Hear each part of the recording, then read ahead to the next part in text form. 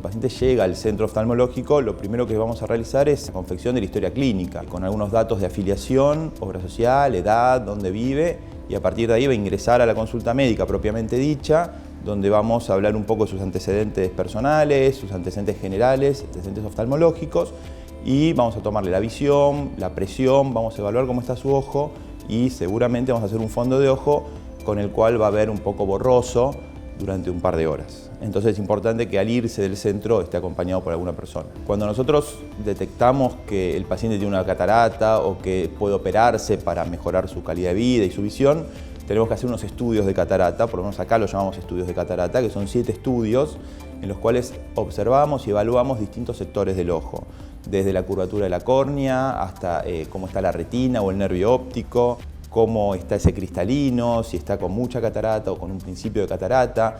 Son 7 estudios los cuales nos permiten a nosotros saber que realmente la persona que se va a operar después de la cirugía va a tener una muy buena visión. El primer estudio lo que hacemos es ver cómo es la curvatura de la córnea.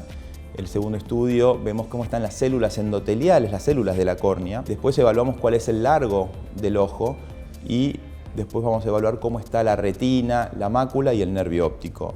Con estos estudios nosotros calculamos cuáles son las diferentes lentes intraoculares que andarían mejor en ese paciente en particular.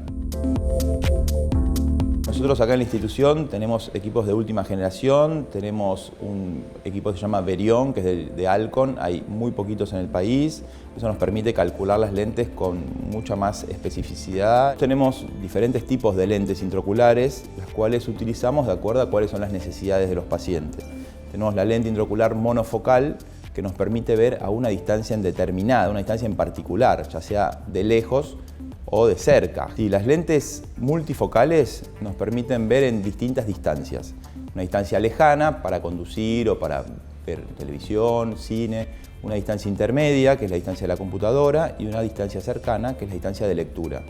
Últimamente aparecieron las lentes trifocales, las cuales nos permiten tener las 3 distancias, lejos, media y cerca, pero disminuye muchísimo la cantidad de halos que podemos ver alrededor de las luces, sobre todo cuando conducimos de noche, que era una de las contras de las lentes multifocales.